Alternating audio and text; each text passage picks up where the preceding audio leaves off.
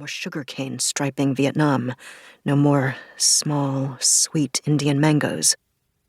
Biodiversity fell. Wildlife and livestock perished for lack of feed. Scientists bickered over the smog's composition, and politicians over whether pollution or lax carbon taxes or China or nuclear testing or America or Russia were to blame. And all the while the darkness, slightly acidic, ate its way through fertile fields. America plunged into famine while my career hung suspended by the sea. The wrong sea, the oily, inhospitable Atlantic.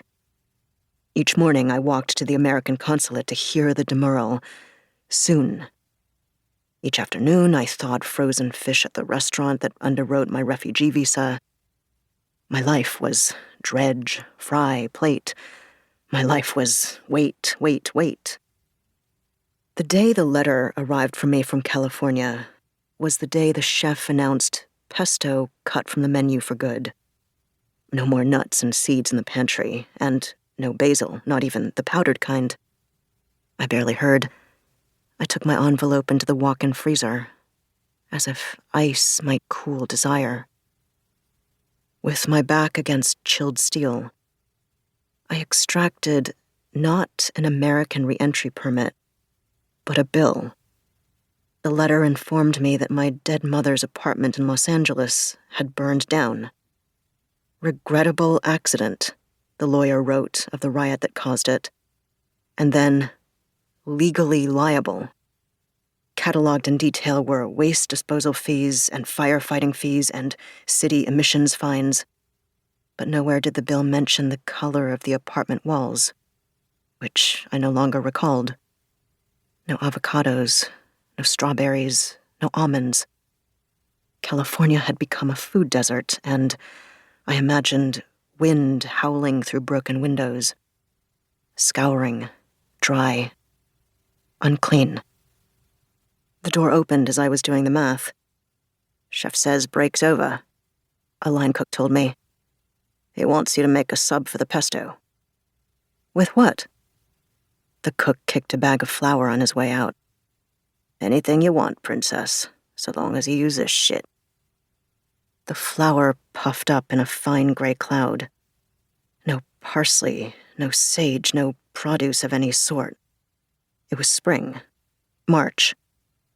But a false spring in which crops would fail for the third year running. Blame the smog's acidity, as some did, or anhydrites, or a lack of sun and morality. What it amounted to was skies that were gray and kitchens that were gray. You could taste it. Gray. No olives, no quails, no grapes of the tart green kind for champagne.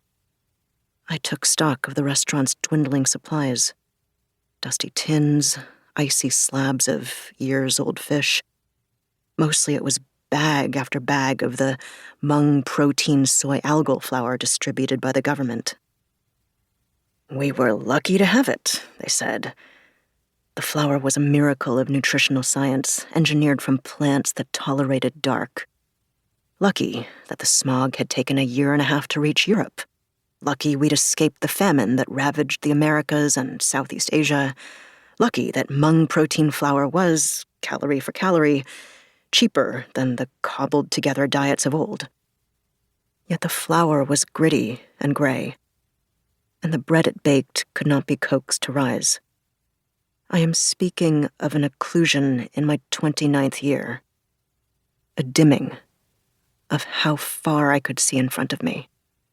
I am speaking not only of the air.